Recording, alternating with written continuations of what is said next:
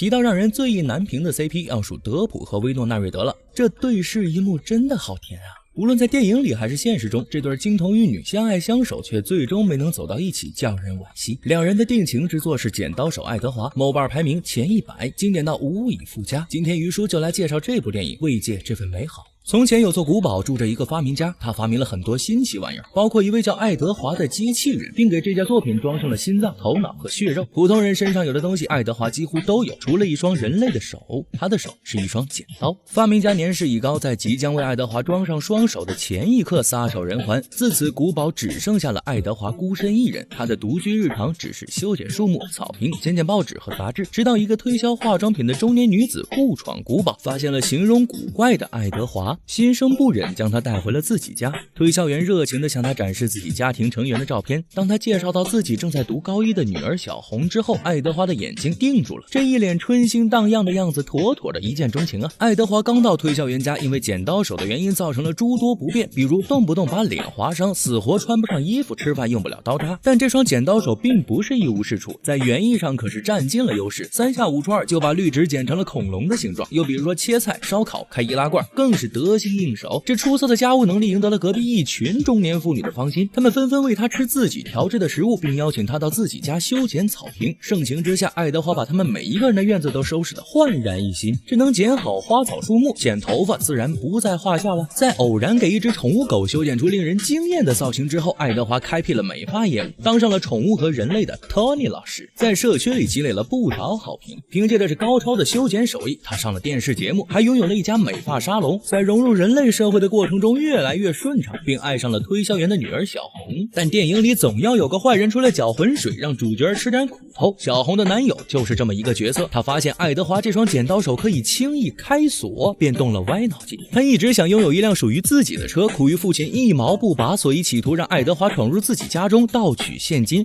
察觉到爱德华对小红的好感，就让小红把爱德华带到了自己家。谁知他的父亲在家中装了防盗系统，爱德华触发警报之后被困在了房间里。接下来的剧情便朝着另一个方向发展了。爱德华当晚就被警察带走，出于对小红的爱意和保护，他没有供出任何人。好在医生对他的精神状况进行了分析和诊断，考虑到他因为独居的时间过长，对现实生活一无所知，没有分辨是非的能力，所以建议警察把他放了。尽管爱德华没有因此受到惩罚，但周围的人对他的态度都变了。原本把他当明星一样的宠儿，现在都视他为蓄意抢劫财物的危险分子。一群人聚在街上窃窃私语，害怕下一个被偷的人就是自己。没出事前殷勤到在爱德华面前搔首弄姿，出事后在电话里污蔑他的强暴。小红感到非常内疚，是他骗爱德华去男友家偷窃，才酿成了这个局面。经历了这件事情之后，他也看清了自己的心意，认识到爱德华的单纯和善良，也开始疏远那个人品低劣的男友。平安夜那天，小红透过门窗看到了外面飘起了雪花，她走出门发现这些雪花是爱德华在园中忘我的雕刻冰雕时撒下的冰屑。她一步一步走进雪中，任由雪花落到自己的身上。电影名场面来了，一袭白裙的小红在漫天的雪花下张开双手，忘情的起舞旋转，享受着平安夜爱德华赠予自己的浪漫，仿佛置身于童话故事中一般。可惜反派在电影里不会缺席。小红男友此刻赶到，大喊一声，正爬下梯子的爱德华受到惊吓，不小心划伤了小红的手。看到小红受伤，渣男仿佛找到了爱德华的把柄，继续对他大吼大叫，叫他怪胎，质问他为什么还留在这里，最后推搡着将爱德华赶出了小红的家。爱德华出于愤怒剪碎了自己的衣服，在镇上到处搞破坏，惹得警察四处寻找这个已经失去控制的机器人。发泄过后，他坐在地上慢慢的冷静了下来，倍感无助的回了家。此时家中只剩下小红一人。小红想让他拥抱自己，但被爱德华拒绝了，因为想到自己的一双剪刀手很可能会再次伤害到自己心爱的人。